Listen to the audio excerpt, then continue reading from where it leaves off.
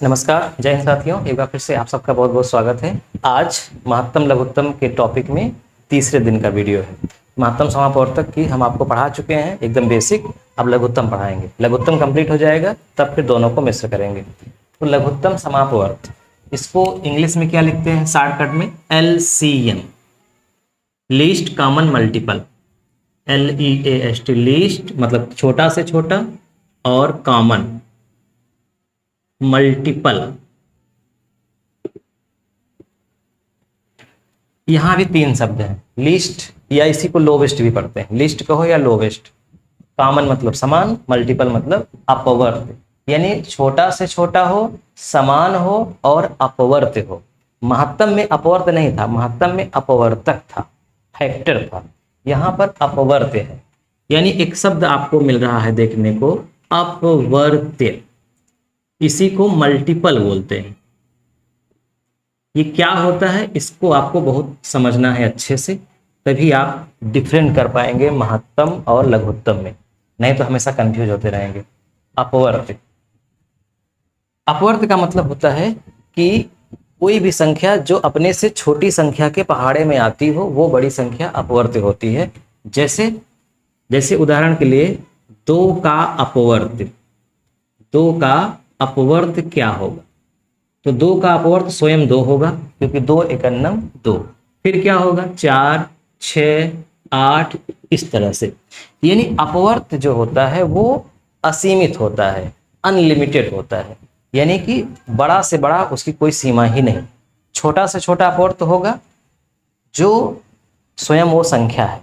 जैसे आपसे कहा जाए 3 का सबसे छोटा अपवर्त क्या होगा, तो स्वयं 3 ही होगी, क्योंकि 3 एकम 3। लेकिन 3 का सबसे बड़ा अपवर्त क्या होगा, उसकी कोई सीमा नहीं है, क्योंकि 3 दहामा 30, 10 बार ही केवल पहाड़ा पढ़ते हैं, लेकिन पहाड़ा 10 बार ही नहीं होता, पहाड़ा तो चाहे कितना पढ़ा जाए ना। तो इसलिए अपवर्त का मतलब होता है कि जो संख्या कही जाए उसके पहाड़े में वो बड़ी वाली संख्या आती हो, तो वो बड़ी वाली संख्या छोटी वाली की अपवर्त होती है।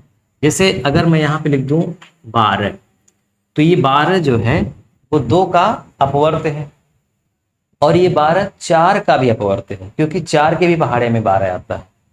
अब आगे लिखा जाए 16, 16 2 के पहाड़े में आता है, यानी कि 16 2 का अपवर्त है, 16 8 का भी अपवर्त है, 16 4 का भी अपवर्त है, और 16 स्वयं 16 का भी अपवर्त है। अब मुझे लगता है कि आपको समझ में आ गया होगा। जैसे 12 का अपवर्तक, और फिर लिख दिया जाए 12 का अपवर्त, दोनों में फर्क। 12 का अपवर्तक क्या होगा? तो 12 का अपवर्तक सबसे छोटा अपवर्तक 1 होगा, 2 होगा, 3 होगा, 4 होगा, 6 होगा और 12, जबकि 12 का अपवर्त यहां से शुरू होगा। 12, 24, 36, 48, ऐसे ऐसे। 12 का अपवर्त सबसे छोटा अपवर्तक 1 होगा, और 12 का सबसे बड़ा अपवर्तक स्वयं 12 होगा। बीच के वो संख्याएं होंगी जिसके पहाड़े में ये 12 आता है। जैसे 12 2 के पहाड़े में आएगा, 3 के पहाड़े में आएगा, 4 के पहाड़े में आएगा, 6 के पहाड़े में आएगा। तो 12 की ये सारी छोटी संख्याएं क्या हो गई? अपवर्तक। अब 12 का अपवर्त क्या होगा? तो 12 से शुरू होगा, 12 एकम 12, यानी इससे बड़ा होगा, 24, 36, 48, जो जो 12 के पहाड़ में आएगा वो सब 12 का अपवर्त होगा। तो हम लोग क्या पढ़ेंगे? अपवर्त पढ़ेंगे, यानी कि कैसा अपवर्त? समान हो और छोटा से छोटा हो, यही हम लोग पढ़ेंगे। इसको आप नोट कर लीजिए। अब आते हैं लघुत्तम समापवर्त क्या होता है, उसको कैसे निकालते हैं ये देखते हैं। ये छोटी छोटी जानकारी बहुत जरूरी है, इसके अभाव में ही समस्या होती है। इसको अच्छे समझे रहेंगे तो दिक्कत नहीं होगी। अब देखते हैं लघुत्तम समापवर्त। डायरेक्ट सवाल से शुरू करते हैं। पहली सवाल है 12 और 16 का LCM बताओ। ठीक, LCM हिंदी में ल स म। इंग्लिश में LCM, लोवेस्ट कॉमन मल्टीपल, 12 और 16 का। LCM निकालने के दो तरीके हैं। कितने तरीके हैं? दो तरीके। एक तरीका है गुणनखंड विधि और एक तरीका है भाग विधि। तो कहीं कहीं गुणनखंड विधि से आपको निकालना पड़ेगा, कहीं कहीं भाग विधि से। अगर डायरेक्ट कर दिया लघुत्तम निकालो तो जो आपको सरल पड़ता है उससे निकालिए। लेकिन ये दोनों विधियां इसलिए बताई जाती हैं क्योंकि इसी लघुत्तम में जब कुछ सवालें टेक्निकल हो जाती हैं तो कुछ सवालें भाग विधि से ही लगेंगी, कुछ गुणनखंड से लगेंगे, इसलिए दोनों जानना जरूरी रहता है। गुणनखंड विधि से क्या करते हैं? गुणनखंड विधि में हम इनका गुणनखंड करते हैं, जैसे 12 हो गया, 16 हो गया। इनका जैसे महत्तम समापवर्तक में भी गुणनखंड करते हैं, तो गुणनखंड दोनों के लिए बराबर होगा। अगर इनका महत्तम निकालना है तब भी वैसे ही गुणनखंड होगा जैसे लघुत्तम का हो रहा है। 12 का गुणनखंड क्या होगा? 2 दूना 4 तिहाई 12। 16 का 2 दूना 4 दूना 8 दूना 16। हमें निकालना है LCM। इसमें क्या होता है कि ऊपर वाली संख्या को पूरा का पूरा आप लिख लीजिए, चाहे गुणा वाला लिख लीजिए 2 गुणित 2 गुणित 3, चाहे यही 12 ही डायरेक्ट लिख लो। यानी आप इसको ऐसे भी लिख सकते हो 12 गुणित, क्योंकि 2 दूना 4 तिहाई 12 ही होता है। अच्छा, अगर मान लो हमने, आप सोच रहे होंगे कि ऊपर छोटी संख्या है इसीलिए उतारा गया, तो ऐसा नहीं। ऊपर चाहे बड़ी संख्या हो चाहे छोटी संख्या हो, हमें ऊपर वाली लाइन का चाहे ये वाली लिख लो और चाहे ये वाली लिख लो, एक लिख लो। अगर ये 16 ऊपर होता 12 नीचे होता तो हम यहाँ क्या लिखते? 16 लिखते, मतलब ऊपर वाली।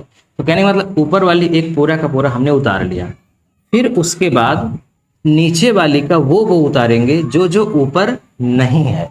जैसे ये 2 एक बार उतार चुके हैं, 2 नीचे भी है, कट गया। फिर एक बार 2 उतार चुके हैं, 2 ऊपर भी है, कट गया।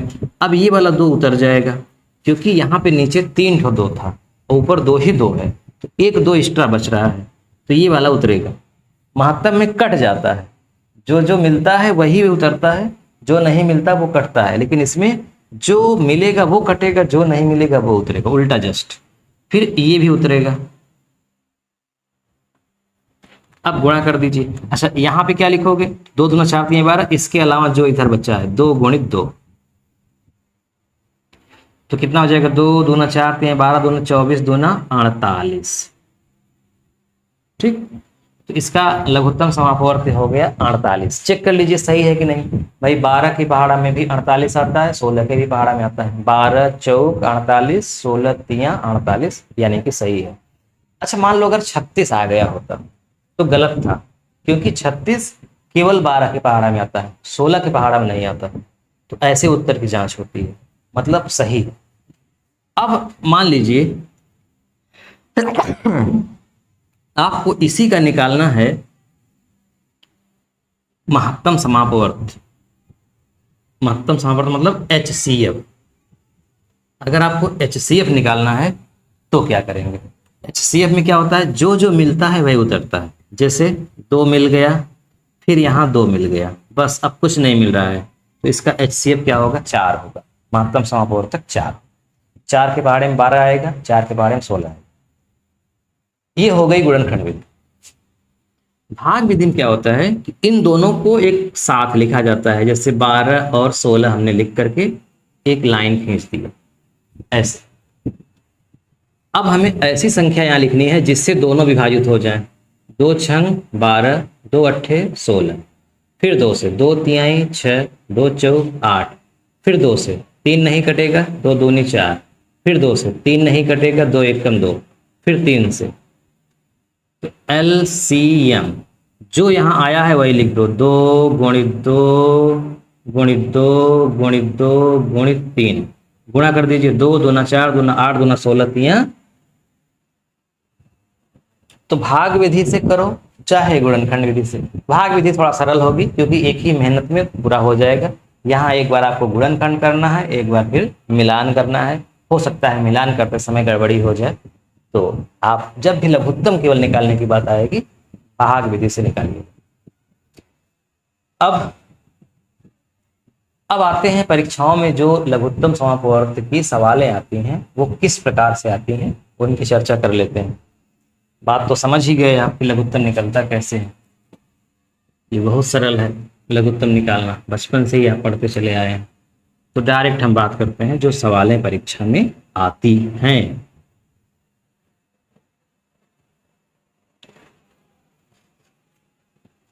चलिए, हमने नोट किया है पहले से ही ताकि समय ना खराब हो।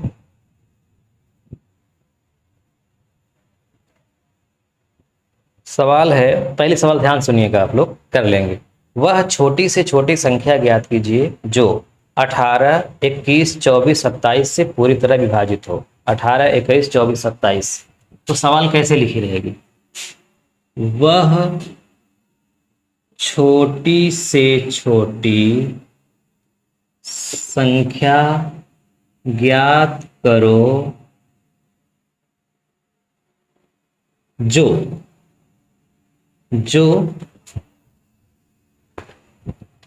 18, 21, 24, 27, 18, 21, 24, 27 से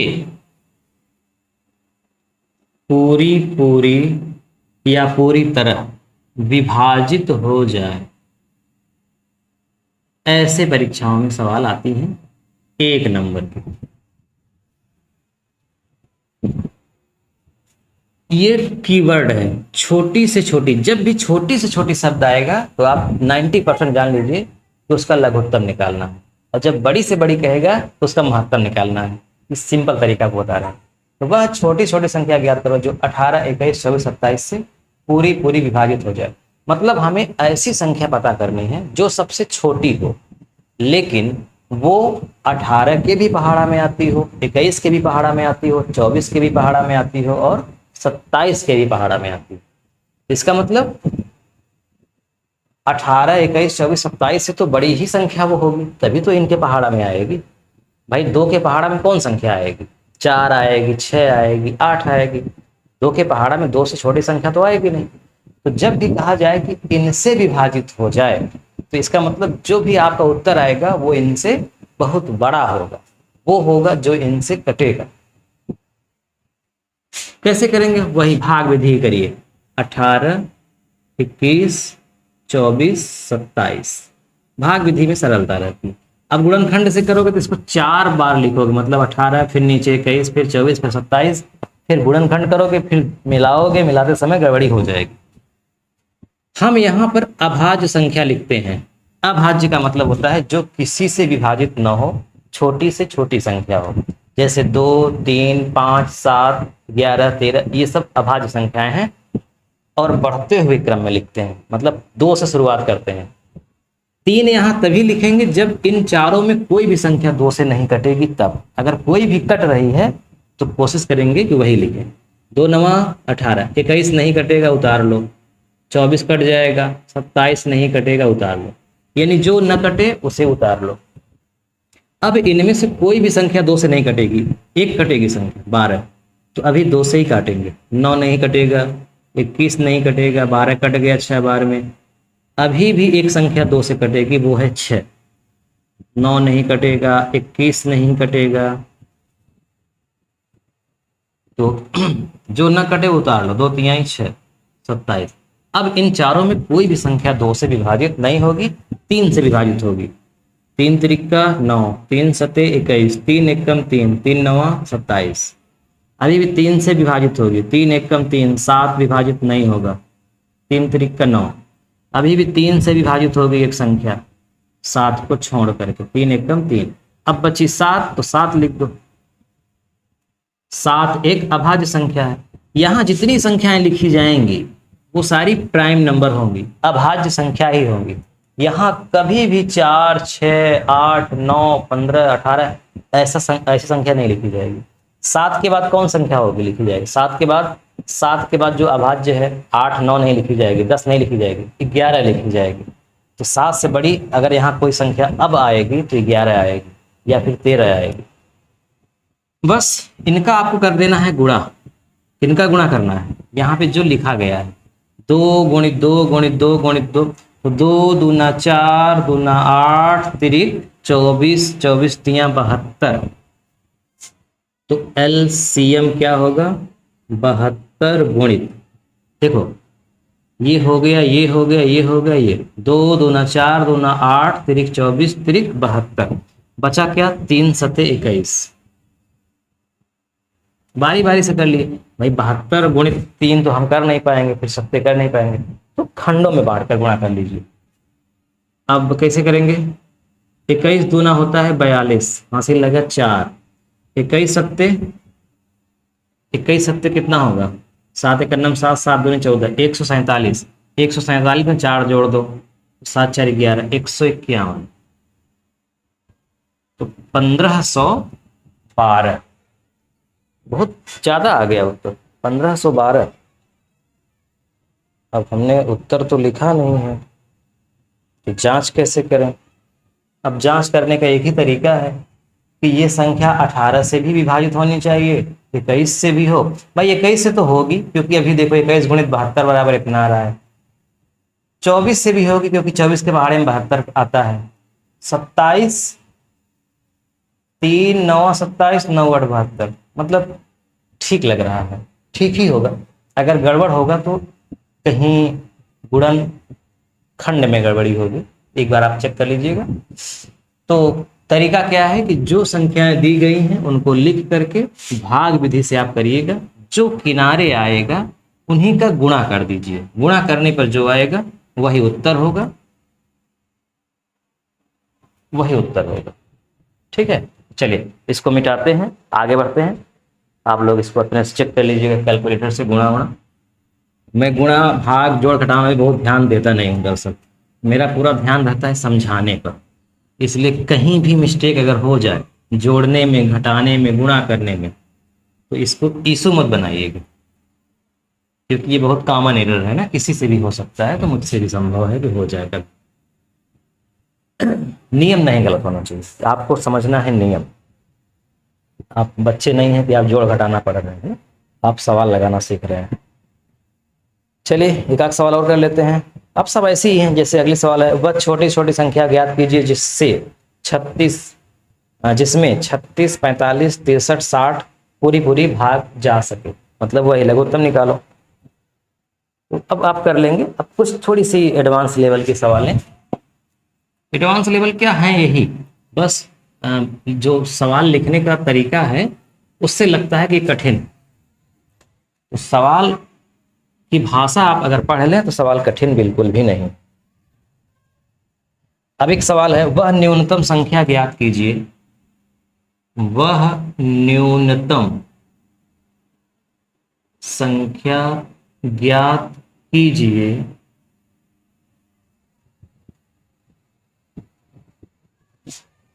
जो 12 तक के सभी, जो 12 तक के सभी सम संख्याओं से, सभी सम संख्याओं से पूरी पूरी कट जाए, सभी सम संख्याओं से पूरी पूरी कट जाए या विभाजित हो। बहुत कठिन लग रही है आपको सवाल? ये कठिन नहीं, बहुत सरल। गणित पता है लोगों को किस लिए नहीं समझ में आती? लोगों को हिंदी समझ में नहीं आता, इसलिए नहीं आती। मैं सच कह रहा हूं। ये जो शब्द, मतलब ये जो सेंटेंस लिखा गया है ना, अगर आप इसी को अच्छे से समझ जाओ तो आप सवाल लगा लो। इसलिए कभी भी घबराना नहीं है, सवाल को देखकर पहले समझना है कि सवाल कह क्या रहा है। अगर वो जो कह रहा है उसे आप समझ गए, तब तो फिर 4 ही चीजें करना होता है, या तो जोड़ना होता है, या घटाना, या गुणा, या भाग। गणित में इन चारों के अलावा पांचवा कुछ भी नहीं करना पड़ता, और ये चारों आप जानते ही। बस भाषा उसकी समझिए, वो कह क्या रहा है। ये कह रहा है कि हमें ऐसी संख्या पता करनी है जो संख्या 12 तक की सभी सम संख्याओं से कटती हो, यानी 12 तक की जितनी सम संख्याएं हैं उनके पहाड़े में वो आती हो। तो पहले तो हम लिखेंगे कि 12 तक की कितनी सम संख्याएं हैं। 12 तक की सम संख्याएं कौन कौन है? बताइए। ये तो बहुत सरल है। पहली सम संख्या है 2, फिर 4 है, फिर 6 है, 8 है, 10 है और स्वयं 12 है। तो 12 तक लिखा है, यानी 12 भी शामिल होगा।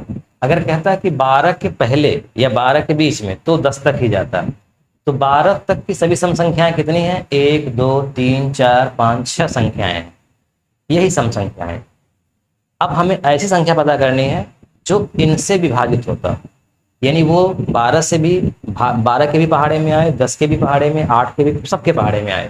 तो इसका मतलब लघुत्तम निकालना है। 2 4 6 8 10 12 का लघुत्तम निकालना है। 2 से कटेगा 2 एकम 2, 2 दूनी 4, 2 तिहाई 6, 2 चौका 8, 2 पंचे 10, 2 छंग 12। फिर 2 से कटेगा, 1 कट चुका है, 2 एकम 2, 3 नहीं कटेगा, 2 दूनी 4, 5 नहीं कटेगा, 2 तिहाई 6। अभी भी 2 से काटिए। अब 3 से काटिए। ये सब कट ही चुके हैं। 3 एकम 3, ये भी कट गया। अब बचा 5, 5 एकम 5, ये भी कट गया। तो क्या आया? 2 गुणित 2 गुणित 3 गुणित 5।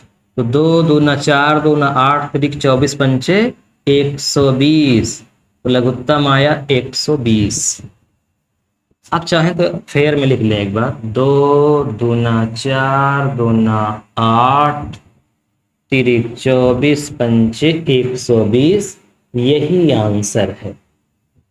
यानी 120 ऐसी संख्या है जो इन सब से विभाजित होगी। 12 दहम्मा 120, 10 12 120, 15 अट्ठे 120, 20 छक्का 120 और 30 चौका 120, 60 दूना 120।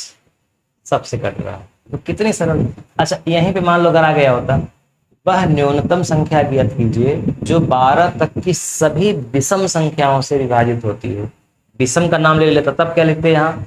1 3 5 7 9 11।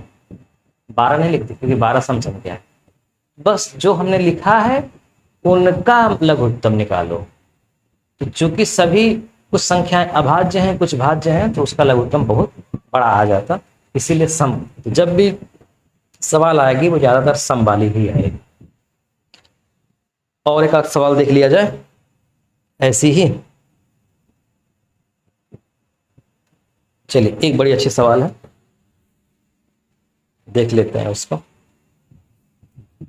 वह न्यूनतम संख्या ज्ञात कीजिए जो, यहां तक तो भाषा नहीं बदलेगी। तीसरी सवाल, वह न्यूनतम संख्या ज्ञात कीजिए जो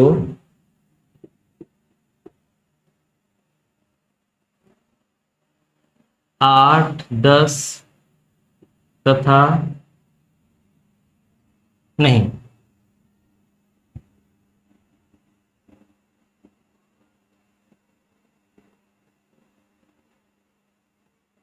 3 अंकों की, 3 अंकों की, आगे लिखते हैं सबसे बड़ी, सबसे बड़ी संख्या ज्ञात कीजिए। मैं जैसे बोल रहा हूं ऐसे आप लिखिएगा। 3 अंकों की सबसे बड़ी संख्या ज्ञात कीजिए जो 8 12 तथा 16 से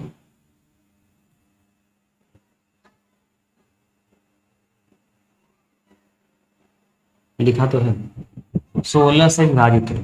फिर सुनिए, 3 अंकों की सबसे बड़ी संख्या ज्ञात कीजिए जो 8 12 तथा 16 से विभाजित है। तो आप जानते हैं कि 3 अंक की सबसे बड़ी संख्या कौन होती है? बताओ, 3 अंक की सबसे बड़ी संख्या कौन है? 3 अंक की सबसे बड़ी संख्या है 999। 3 अंक की सबसे बड़ी संख्या है 999। 3 बार 9 लिख दो। 3 अंक की सबसे छोटी संख्या क्या है? 100। सबसे छोटी, बड़ी तो लिखना जानते ही होंगे। यानी वो 3 अंकों में हो और 8 12 16 से कटती भी हो। तो 8 12 और 16 का पहले हम निकालेंगे लघुत्तम। दो चौक 8, दो छंग 12, दो अट्ठे 16, दो दूना 4, दो तिहाई 6, दो चौक 8, दो एक कम 2, 3 नहीं कटेगा, दो दूनी 4, फिर 2 से काटिए, 3 नहीं कटेगा, दो एक कम 2, फिर 3 से काट दीजिए। तो क्या आया, एलसीएम क्या आया, 1 2 3 4, 1 2 3 4, फिर 3, दो दूना 4, दूना 8, दूना 16, 3 48, लघुत्तम आ रहा है 48, दो दूना 4, दूना 8, दूना 16, 3 48, लघुत्तम तो 48 आ रहा है, लेकिन उत्तर आपका 48 नहीं होगा। उत्तर हमें बताना है बड़ी से बड़ी संख्या हो, 3 अंकों की हो और इनसे कटती हो। तो जब ऐसी सवाल आएगी तो आप क्या करेंगे, जो सबसे बड़ी संख्या लिखी गई है उसको लिख करके आप 48 से भाग करिए पहले। इसे करने के बहुत तरीके हैं, लेकिन सबसे सरल तरीका मैं बता रहा हूं। 48 का भाग करिए जो सबसे बड़ी संख्या 3 अंकों की है उसमें, तो 48 दूना 96, 9 में 6 गया 3, फिर आया 39, इससे छोटा है 1 बार जाएगा, मतलब 0 बार जाएगा, 39 शेष आ रहा है। जो शेष आ जाए,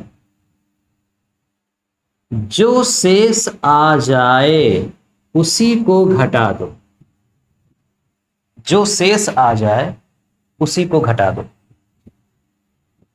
9 में 9 गया 0, 9 में 3 गया 6, 960, यही आंसर है 960। देखो जो 999 थी वो 3 अंकों की सबसे बड़ी संख्या, इससे बड़ी तो हो नहीं सकती, क्योंकि इसमें अगर एक भी जोड़ेंगे तो वो 4 अंक हो जाएगा। तो जाहिर सी बात है कि इससे कम ही रहेगी वो संख्या, या तो ये रहे या इससे कम रहे। तो ये 999 अगर 48 से पूरी तरह से विभाजित हो जाती तो इसका मतलब ये हुआ कि फिर वो 8 से भी विभाजित होगी, 12 से भी होगी और 16 से भी होगी, तब सबसे होगी, तब यही उत्तर होता 999 ही।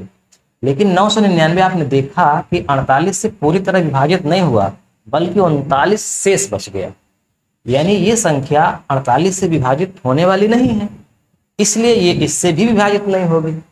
तो इसीलिए जो शेष बचा था उसको हमने इसी संख्या में घटा दिया। इसका मतलब कि 999 में अगर 39 कम होता, यानी कि 960 होता, तो ये संख्या इन तीनों से विभाजित होती, यानी इन तीनों से विभाजित होने वाली सबसे बड़ी 3 अंकों की संख्या 960 है। चेक करना चाहे तो कर लें। 8 से विभाजित होगा, 12 अट्ठे 96, 120 अट्ठे 960, फिर 12 अट्ठे 96, फिर 16 छक्का 96, सबसे कट रहा है। सही। अच्छा मान लीजिए, इसको लिख लीजिए, स्क्रीनशॉट ले लीजिए आप चाहें तो। मैं इसी को सवाल को थोड़ा सा चेंज कर देता हूं और चौथी सवाल बना देता हूं, जहां पर हमने लिखा है 3 अंकों की सबसे बड़ी संख्या ज्ञात करो, वहीं भी लिख देते हैं 3 अंकों की सबसे छोटी संख्या। 3 अंकों की सबसे छोटी संख्या ज्ञात कीजिए जो 8, 12 तथा 16 से विभाजित हो। तो हम क्या करेंगे,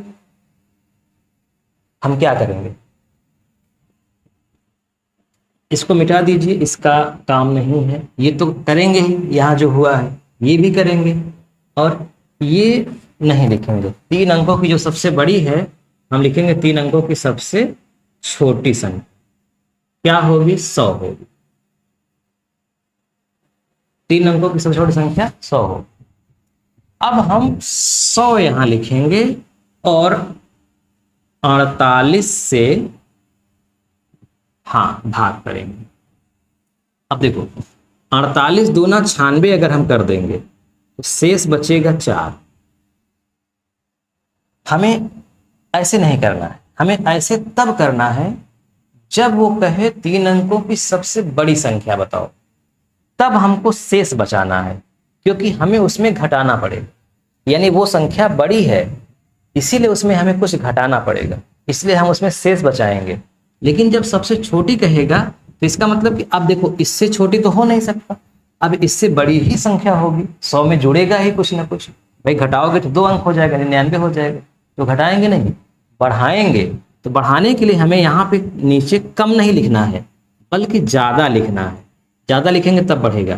तो 2 बार में कम हो रहा था तो 3 बार करो, 3 अट्ठे 24, 3 चौक 12, 2 14, 144, 3 8 24, 3 चौक 12 तो 14, 144।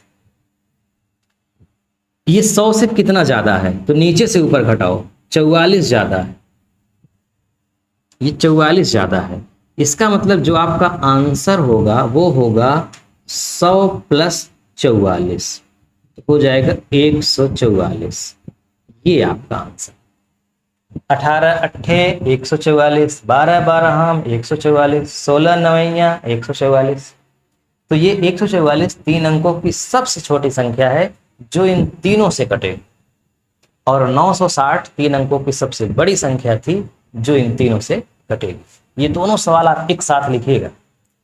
इसी पे अगर 4 अंक कह देगा कि 4 अंकों की सबसे छोटी, तो आप यहाँ 1000 लिखेंगे। अगर कहेगा 4 अंकों की सबसे बड़ी, तो यहाँ पे 9999 लिखेंगे। और फिर उस केस में आपको घटाना पड़ेगा और छोटी वाली में आपको जोड़ना पड़ेगा। यही डिफरेंस समझना है, और ये एक बार में नहीं होगा, बार बार अभ्यास करिएगा, समझिएगा, प्रैक्टिस करिएगा, तभी होगा। तो इन दोनों सवालों को एक बार फिर से आप रिवर्स करके देखिए। चलिए ठीक है। चलिए मैं आपको एक सवाल देता हूँ, एक होमवर्क देता हूँ, आपको लगाना है। होमवर्क क्या है? होमवर्क नोट करिए और कमेंट बॉक्स में आपको उत्तर लिखना है। जो सही उत्तर लिखेगा मैं उसका नाम यहाँ से लूँगा। ध्यान रखिएगा, एक ही सवाल है। सवाल लिखिए, वह बड़ी से बड़ी संख्या, फिर सुनिए, 4 अंकों की सबसे बड़ी संख्या कौन सी होगी जो 15, 18, 20 से पूरी तरह विभाजित हो। फिर सुनिए, 4 अंकों की सबसे बड़ी संख्या कौन सी होगी जो 15, 18 और 20 से पूरी तरह विभाजित हो। इस सवाल का आंसर जो देगा मैं उसका यहाँ से नाम लूँ। ठीक है। रोज शाम को 7 बजे आपको वीडियो मिलेगा, सोमवार से शुक्रवार तक, तो देखना मत भूलिएगा। और अधिक से अधिक अपने मित्रों के पास इस लिंक को शेयर करिए, ग्रुप में शेयर करिए, ताकि अधिक से अधिक लोग जुड़ सकें।